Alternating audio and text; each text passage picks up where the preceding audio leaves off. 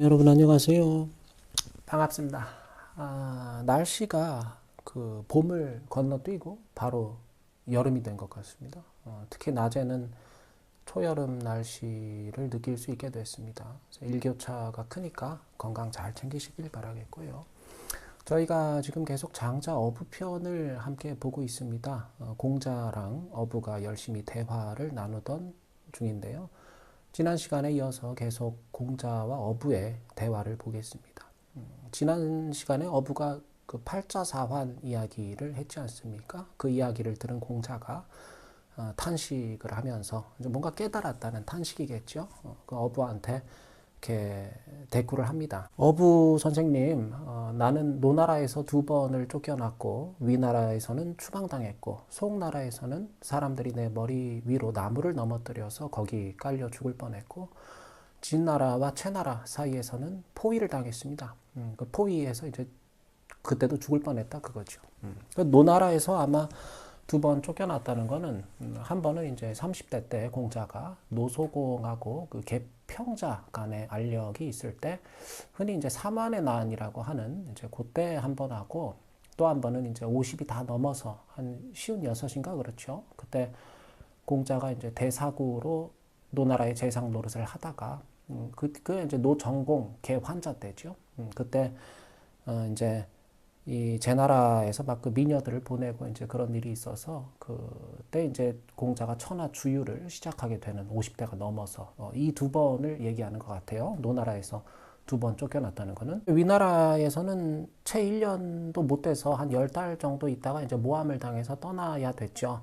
그리고 송나라에서는 이제 나무에 깔려 죽을 뻔했다는 거는 이제 조나라를 떠난 직후에 송나라에서 사마 환퇴한테 당한 일을 말하는 거죠. 그리고 이제 진체간에 포위를 당했다는 건 논어에도 보면 왜 그 광이라는 땅 나오지 않습니까? 거기서 공자가 양호라는 인물로 오해를 받아서 포위 당했다가 이제 죽을 뻔했던 회사 뭐 안회랑 이렇게 눈물겨운 재회를 하고 막 죽었다, 네가 죽은 줄 알았다 하면서 공자가 막 크게 안도의 한숨을 내쉬고 그런 대목이 논어에 보면 이제 좀 자세하게 실려 있습니다.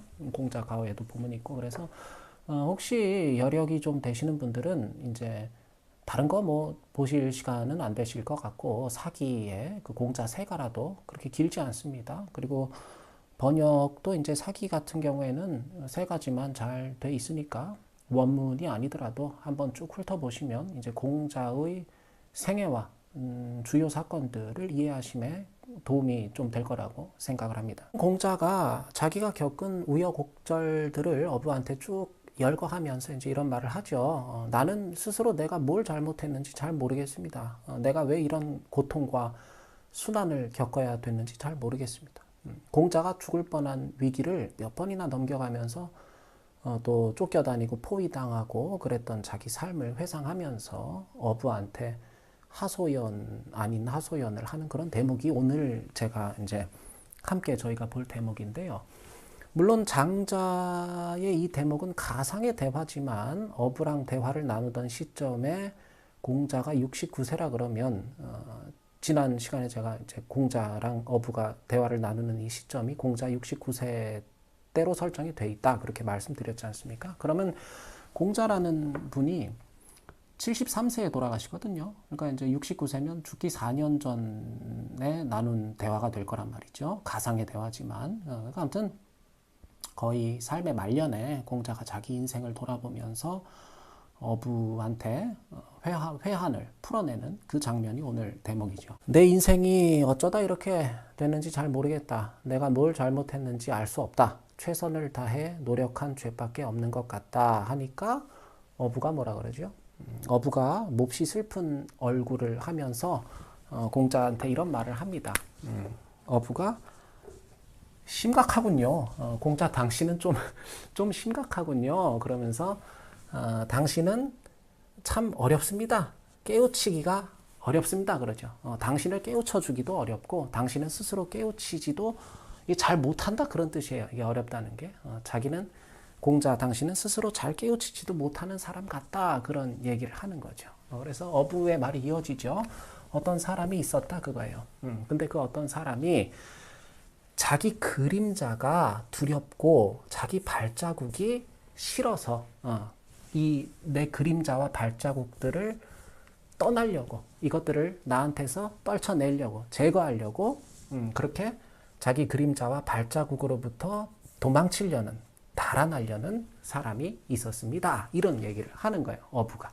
근데 발을 더 자주 놀릴수록에 이건 is more 이런 뜻이에요. 더 자주 놀릴수록에 발자국은 더 많아졌고 그 다음에 여기 발자국은 더 많아졌고 뛰기를 더 빨리 할수록 그림자는 몸에서 떨어지지 않았습니다. 이런 얘기죠. 이 사람은 스스로 여겼다, 생각했다 그 얘기예요. 스스로 어떻게 생각했냐면 오히려 내가 이거 아직도 그런 뜻이에요. 아직도 더디게 뛰고 있다고 내가 아직도 느리게 뛰고 있다고 생각했다 그 얘기예요. 그래서 질주하기를 멈추지 않았다. 질주하기를 쉬지 않았다 그 얘기입니다. 그러다가 결국은 힘이 떨어져서 힘이 다해서 죽어버렸습니다. 그 얘기죠.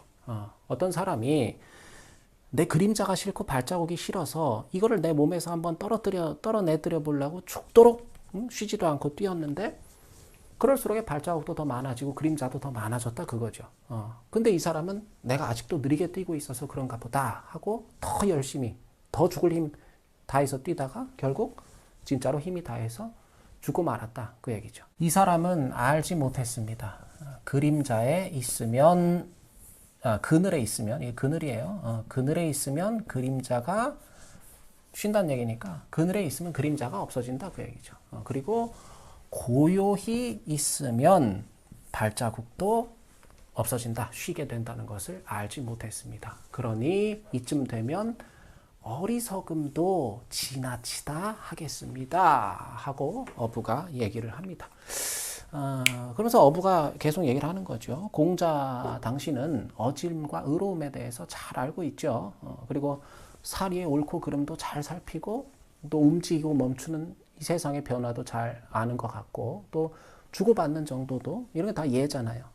예절 같은 거 이런 것도 적당히 잘 할 줄 안다 그거죠. 또 당신은 좋고 싫은 감정들 이런 것도 잘 다스리는 편이고 기쁨과 노여움도 잘 다스리는 추스르는 편이다 그거죠. 어부가 공자를 평가하는 거예요. 그러나 당신은 아무리 애를 써도 화를 면치 못할 것이다 하고 어부가 공자한테 얘기를 하는 거죠. 그 어부가 공자한테 이제 자기 몸을 부지런히 닦아야 된다. 그리고 그 진실함을 신중히 지켜야 된다. 이게 오늘의 어떻게 보면 핵심 대목이에요. 이 신수기진이라는 거. 신수기진.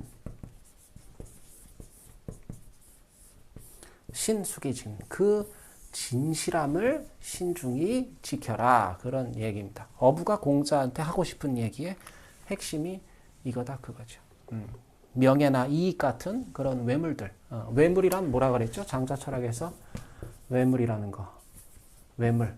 이 밖의 사태들이잖아요. 그죠? 밖의 사태들을 뭐를 밖의 사태들이라 그러죠?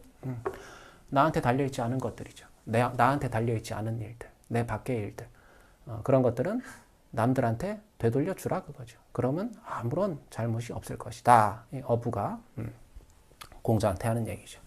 지금 자기 몸은 닦질 않고 남에게서 밖에서 이유를 추구하고 있으니 여전히 당신 내면에서 이유를 찾지 못하고 이 외물들 바깥의 사태들에 공자 당신이 지금 속박을 당하고 있는 거 아니겠냐 그 소리죠. 오늘 어부 말에서 중요한 키워드는 한 2가지 정도인데 이제 아까 이 신수기진 이게 이제 하나의 핵심 키워드죠. 그 진실함을 신중히 지키라 하는 거. 그 다음에 둘째가 이제 불수지신 이구지인 수신하지 않고 남에게서 구한다 그런 뜻이에요. 요 정도가 이제 어부의 오늘 핵심 키워드인데. 이게 아까 이제 그림자하고 발자국의 비유랑 연결이 되는 거죠. 이 그림자, 발자국의 비유, 이거 사실 이게 장자에서 나름 좀 유명한 대목이에요. 그림자가 싫어서 그림자를 떨쳐내려고 막 뛰었는데 그림자가 더 빨리 따라오잖아요. 그러니까 내가 아직도 느리게 뛰는가 보다 하고 더 빨리 뛰다가 지쳐 죽은 사람. 발자국이 싫어서 발자국을 한번 안 남겨보려고 또 죽어라 뛰었는데 발자국이 그럴수록 더 많이 남으니까 내가 아직도 느리게 뛰는 모양이다 하고 더 빨리 뛰다가 또 지쳐 죽은 사람. 이게 어부가 말하는 어부의 시선에 비친 공자의 모습이 지금 이런 사람과 같다는 거죠. 또 이게 사실 우리들의 모습이기도 해요. 우리의 모습. 저희 모두가, 그죠? 뭔가를 잡기 위해서 우리는 뭔가를 추구하면서 인생이라는 저마다 달리기를 하고 있지 않습니까? 저도 그렇고 여러분들도 그렇고 저마다의 삶에 저마다의 그림자와 발자국이 있죠. 그게 뭐죠? 누구한테는 그게 명예일 수도 있고 또 돈일 수도 있고요. 학식이나 권력일 수도 있고 뭐 다양합니다. 예쁜 여자나 잘생긴 남자일 수도 있고 뭐 저마다 쫓는 게 다르니까요. 근데 여러분 내 인생을 한번 쭉 돌이켜 보시길 바랍니다. 내가 쫓는 게, 내가 추구하는 그게 내 마음처럼 그렇게 잘 잡히던가요? 돈 좀 벌어봐야겠다 하면은 돈이 탁탁 잘 벌리답니까? 빚이나 안 지면 다행인 경우가 많죠. 예. 학식이라는 거, 지식이나 지혜라는 게 쉽게 얻어지던가요? 뭐 책을 많이 읽으면 거기 잘 얻어지던가요? 저는 안 그렇던데 제가 많이 안 읽어서 그런가요? 예. 내가 명예롭게 돼야지 하면은 명예라는 게 쉽게 옵니까? 권력이 마음처럼 이렇게 얻어지시던가요? 만나고 싶은 이상형하고 지금 연애하고 계세요? 내 배우자가 정말 꿈에도 그리던 내 이상형이다 하시는 분 계십니까? 그런 분이 계시다면 제가 진심으로 존경하고 또 축하드린다 그 말씀을 꼭 드리고 싶습니다. 우리가 자주 하는 말이지만 인생이라는 거는 단거리 경주가 아니라 마라톤이죠. 그 페이스 조절이 필요한 장거리 경주가 인생입니다. 동일한 거리를 뛰는 것도 아니죠. 누구는 거의 시작과 동시에 경주가 끝나버리기도 합니다. 갓난아기 때 세상을 뜨는 사람도 있지 않습니까? 또 누구는 예상 외로 자기 자신도 놀랄 만큼 롱런 하기도 하고 아무튼 다 다르죠. 뛰는 거리, 시간, 뛰는 모습, 그 경주의 양상이 다 다릅니다. 삶의 달리기라는 거. 똑같은 달리기는 하나도 없죠. 다 조금씩 다르죠. 각자의 페이스가 다르고 또 쉬어가는 지점도 다르고 다 달라요. 내가 떼돈을 한번 벌어봐야겠다 하고 하루에 3시간 자면서 일을 막 서너 개씩 하고 그러면 떼돈이 벌릴까요? 그럼 사람이 어떻게 될까요? 버는 돈보다 병원비가 더 나올 수도 있어요. 병원도 가기 전에 급사할 수도 있습니다. 그러니까 여러분 그 노력과 의지로 부자가 되는 게 아닌 건 다 알고 계시잖아요. 예. 적어도 뭐 각자가 생각하는 부의 기준이란 건 다르겠지만 뭐 대단한 내가 부를 원한다 했을 때는 그거는 노력과 의지로 되는 건 아닙니다. 논어에도 보면 왜 그 안연편이나 이런 데 보면 자하라는 제자가 그런 말 하잖아요. 그 사생유명이고 부귀는 제천이다 그러잖아요. 살고 죽는 거는 명이고 그거는 이제 인간의 힘으로 어쩔 수 없는 명예 차원에 있는 거다 그거죠. 그리고 부귀는 제천이다. 하늘에 달린 것이다. 우리 속담에도 그런 말이 있죠. 왜? 작은 부자는 노력이 만들지만 큰 부자는 하늘이 낸다. 뭐 그런 말이 있지 않습니까? 내가 죽도록 노력하고 막 의지를 불태워서 그렇게 부자 될 것 같았으면 세상에 가난한 사람이 있으면 안 되는 거죠. 노력 안 하는 분 안 계시잖아요. 사는 것 자체가 노력 아닙니까? 의지가 없는 분도 안 계시죠. 사는 것 자체가 삶의 의지입니다. 뭐 권력도 명예도 학식도 다 마찬가지죠. 뭐 하면 된다, 할 수 있다. 정신일도 하사불성, 뭐 극기 태권도, 뭐 인생이 태권도장에 가서 기합 넣듯이 해병대 정신으로 어떻게 어거지로 되는 게 인생 아니지 않습니까? 예, 이런 정신이 아무짝에도 쓸모없는 무용한 거라는 게 아니라요. 이것만 갖고 인생을 어떻게 해볼 수 있는 건 아니다 그거죠. 세상 그렇게 만만하지 않잖아요. 누구나 다 노력하고 누구나 다 의지를 불태웁니다. 나름대로. 예. 머리를 잘 써야지. 무대뽀로 하니까 그렇다? 가끔 저도 그런 말 듣는데 정말 그렇게 생각하세요? 머리가 좋아서 내가 뭔가를 남들보다 잘 이뤄냈다? 그 사람 지능이 저희 같은 보통 사람들 뭐 다 고만고만한데 작은 그 지능 지수의 차이가 드라마틱한 결과를 좌지우지할 수 있다고 생각하십니까? 그렇지 않을 가능성이 높죠. 이거는 제 주장이 아니라 연구 결과예요. 연구 결과. 오랜 다수의 연구 결과가 지능 지수의 차이가 뭔가를 드라마틱하게 결정 짓는 경우는 없다. 이 연구 결과예요. 장자를요, 다른 말로 이제 때철학이라 그래요. 때철학이라고. 여기서 때라는 건 이제 그 실제엔 어떤 시간이 아니라 이 중국 말 하시는 분들은 이제 실호, 우리 그런 말 하죠. 실호, 이 이제 때라는 뜻이에요. 때. 시간이 아니라 어떤 특정한 순간, 때. 장자는 그래요. 노력이나 의지가 아무 가치가 없다. 그런 철학은 아닙니다. 장자는. 모든 인간의 노력과 의지는 그 자체로 아름답고 귀하죠. 다만 때에 걸맞은, 알맞은, 시의 적절한 노력과 의지가 더 중요하다. 이거를 강조하는 게 장자 철학의 문제의식인 것 같아요. 지금까지 제가 장자를 공부해 본 결과는. 아무리 뛰어도 발자국이 없어지질 않으면요. 뛰기를 잠깐 멈춰볼 필요도 있습니다. 뛰기를 멈추면 발자국은 저절로 사라지기 때문에 죽어라 뛰었는데도 그림자가 떨어지질 않으면 잠시 그늘에 들어가서 숨을 고를 필요도 있겠죠. 그늘에 들어가면 그림자는 자연스럽게 없어지는 거잖아요. 이게 뭔 말이냐? 우리 모든 삶에는요, 어느 정도의 어떤 벤틸레이션이 필요하다. 그런 얘기예요. 이 때라는 건요, 이건 내가 창출해내는 게 아니죠. 예. 기회를 창출한다. 이런 표현을 저희가 관용적으로 쓰긴 하지만, 기회라는 것은 그 찬스라 그러잖아요. 기회라는 거는 어디까지나 때에 따라서 찾아드는 것이지 내가 만들어내는 게 아니지 않습니까? 여러분들께서 도가 철학, 특히 노장 철학을 우리가 좀 제대로 이해하려면요, 세상에 노력과 의지로 안 되는 일은 없다. 기회는 만들어내는 것이다. 이런 사고로부터 나 자신을 좀 해방시켜 주실 필요가 있습니다. 왜 해방시키라는 표현을 쓰냐면요, 이런 사고를 우리가 어렸을 때부터 많이 주입당해 왔기 때문에 그래요. 한번 돌이켜 보시길 바랍니다. 다 노력하면 된다. 뭐 이런 말 많이 들으셨죠? 어렸을 때부터. 기회는 네가 만들어야지. 창출해야지. 이런 말. 그거 아니잖아요. 이런 사고가 우리나라 같은 경우에는 이제 압축 성장을 하고 그러다 보니까 우리 사회에 특히 좀 만연한데, 노력하지도 말고 의지를 갖지도 말고 기회를 바라지도 말라 하는 게 아니고요. 지레 막 포기하고 체념하라 뭐 그런 게 아니라 직시하라는 겁니다. 현실을 제대로 직면하라 그 얘기입니다. 오늘 어부가 이야기하잖아요. 그 진실함을 지키면 그만이다. 동양에서는 이 진이 뭔 줄 아세요? 동양에서는 뭘 진실하다 그러는 줄 아세요? 이게 true가 아니에요. 이게 서양 사람들은 항상 true or false 그걸 묻는단 말이에요. 이 참이다 그러면 서양 사람들은 true라고 생각을 해요. 진실, truth라고 그렇게 보는 경우가 많거든요. 세상에 진실이라는 게 있습니까? 정말 있다고 생각하세요? 세상에 진실이? 내가 진실이라고 믿는 거예요. 진짜 진실입니까? 그게. 동양에서는 뭘 진실함이라 그러냐면요, 어떤 사물의 본질이 있죠. 이게 사람한테는 인간 본성을 진실함이라 그러는 거예요. 동양에서는 인간 본성을요. 어부가 오늘 하는 말이 뭡니까 그러면? 노력도 의지도 기회도 좋지만 무엇보다도 그 본성, 당신의 본성을 삼가 지키면 그만이다. 본성을 역행하는 노력과 의지, 본성을 거스르는 기회를 좇을 필요는 없다. 그런 얘기입니다.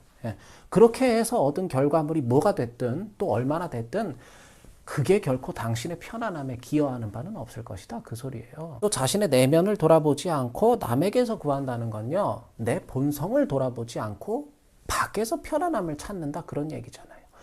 이 장자 철학에서 이 외물이라는 거 있죠. 이 우리말로 하면 이게 내 밖에 있는 것들, 나한테 달려있지 않은 걸 외물이라 그런단 말이에요. 여러분들께서 스스로 잘 생각을 해보십시오. 나에게 달려있는 게 과연 뭘까? 정말 오롯이 나한테 달려있다고 말할 수 있는 게 뭘까? 하고 생각해 보십시오. 사실 그렇게 많지 않을 거예요. 내 마음, 내 생각, 또 내 본성을 깨치는 거, 내 본성을 내가 깨쳤다면 내 본성대로, 내 본성을 따라 사는 거. 이 정도가 정말 오롯이 나한테 달린 것들이 아닐까 싶어요. 또 이거는 남이 해줄 수 없는 거죠. 오직 나만이 어떻게 해볼 수 있는 것들이기도 합니다. 그 외에 우리가 쫓아다니는 것들 다 외물이에요. 그거는 부, 명예, 권력, 학식, 원하는 이성과의 만남. 아무튼 이건 다 나한테만 달려있는 게 아니라니까요. 이런 게 내 힘하고 내 의지와 노력으로 되는 게 아니라니까요.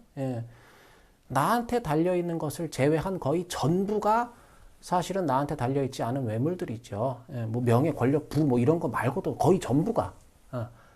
노력, 의지, 기회 이런 것도요. 그 사실 다 그건 실상 외물에 가깝습니다. 가까워요, 외물에. 예. 노력과 의지를 불태우는 건 나 자신이지만 그 결과가 나한테 달려있는 게 아니기 때문에 그래요. 늘 준비 태세를 갖추고 있는 거, 그건 내 몫이죠. 근데 준비 태세를 갖췄다고 무조건 기회가 오는 건 아니기 때문에 그렇습니다. 열심히 준비했지만 끝내 기회가 안 올 수도 있는 거예요. 전혀 준비가 안 된 사람한테 갑자기 기회가 들이닥칠 수도 있는 겁니다. 원래 그런 거잖아요, 기회가. 예. 당신의 본성을 따르는 마음과 생각과 행동과 삶에 주목하라. 그게 스스로 편안할 수 있는 유일한 길이다. 나머지는 부수적인 것들이다, 그 얘기예요. 확실치도 않고 예상할 수도 없는 다 외물들이다, 그 얘기죠. 왜 인생을 복권 긁듯이 사냐, 그 소리예요. 장자 이야기는. 편히 살지를 못하고 왜 이 복권 들고 쩔쩔 매는 사람처럼 그렇게 인생을 사냐, 그 얘기예요. 조바심 내고 급급해가면서. 저도 그죠, 뭐 저도 썩 오래 산 거 아니지만은 살면 살수록 제가 뼈저리게 느끼는 게 하나 있습니다. 예, 이 우리 세상이요, 예, 하늘이라 하죠. 하늘. 예, 하늘이란 건 이제 우리가 포착할 수 없는 어떤 자연의 원리, 우리가 다 이해할 수 없는 그런 자연의 원리가 있다면요, 참 공평한 것 같아요. 예. 보이는 것만 보고 들리는 것만 보면은 전혀 공평치 않아 보이죠. 근데 보이지 않는 것까지, 들리지 않는 것까지 다 감안하면요, 정말로 지독하게 공평한 게 하늘인 것 같아요. 제일 공평한 거는 뭐죠? 제일 공평한 건 저마다 다른 우리 본성입니다. 본성. 예. 공평한 거에 집중하는 사람의 삶은 공평하게 흘러가겠죠. 불공평한 거에 자꾸 치중하는 사람의 삶은요, 점점 더 불공평하게 느껴질 가능성이 높습니다.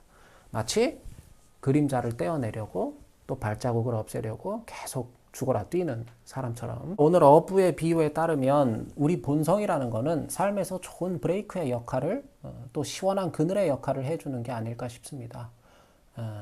우리가 꼭 기억해야 좋을 건 뭐냐면요, 우리 모두가요, 한 사람도 빠짐없이 살아있는 사람 모두가, 우리 모두는 죽도록 노력하고 있습니다. 모두가 젖먹던 힘을 짜내가면서 의지를 불태우고 있고요, 모두가 기회를 바라고 있습니다. 내가 남들보다 더 노력한다, 내 의지가 남들보다 더 강하다, 내가 더 철저히 준비했고 그래서 기회가 나한테 온 것이다, 내가 기회를 창출했다.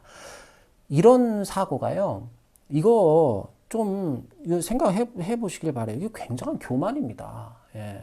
보이는 모습이 다르고 삶의 양상이 다를 뿐이에요. 우리 모두가 한 명도 빠짐없이 살아있는 모든 존재는 다 죽도록 노력하고 있는 겁니다. 희망과 용기를 잃지 않고 그 와중에 서로 위로하고 격려해가며 살아내고 있는 거 자체가 어마어마한 노력이다 하는 걸 잊지 않으셨으면 좋겠고요.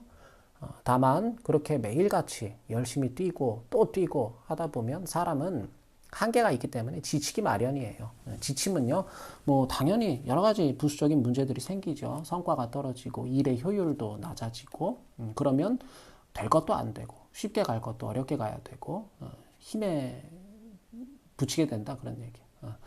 그러니까 우리 모두가 한 번쯤 느껴봤을 감정입니다. 내 삶에 자꾸 오류가 나는 것 같다. 그 뭐 게임으로 치면 이제 자꾸 렉이 걸린다. 컴퓨터로 치면. 그럴 때는 여러분 과감히 쉬어주시길 바랍니다. 환기하시길 바라고요. 나 자신을 좀 보듬어 주시길 바라고요. 예. 잠시 멈추고 그치고 쉬어서 오히려 안 될 일이 되는 거는 봤어요. 근데 잠깐 내가 좀 쉬고 나 자신을 돌아보고 정비했다 그래서 될 일이 안 되는 건 못 봤습니다. 쉬시면서 자신을 많이 다독여 주시고 위로해 주시고요. 무엇보다 내 본성이 무엇인가 그거를 끊임없이 잘 돌아보시길 바라겠습니다. 이거는 우리 모두한테 평생 풀어야 될 숙제니까요. 내 본성을 깨우치는 거. 예. 그러니까 발자국은 뛰기를 멈춰야 사라지고 그림자도 그늘에 쉬어야 사라집니다. 예. 발자국처럼 그림자처럼 붙어서 나를 괴롭히는 나만의 약점, 결점, 트라우마, 또 괴로움, 뭐 과거의 기억 이런 것들이 누구에게나 있습니다. 그럴 때 그런 것들이 나를 힘들게 할 때, 그럴 땐 더 열심히 막 튕기쳐 나가는 게 아니라 잠시 멈춰서 쉴 때 쉬어주면 이런 것들도 더 빨리 쉽게 극복할 수 있음을 저희가 잊지 않았으면 좋겠습니다. 오늘 강의 이것으로 마치겠습니다. 감사합니다.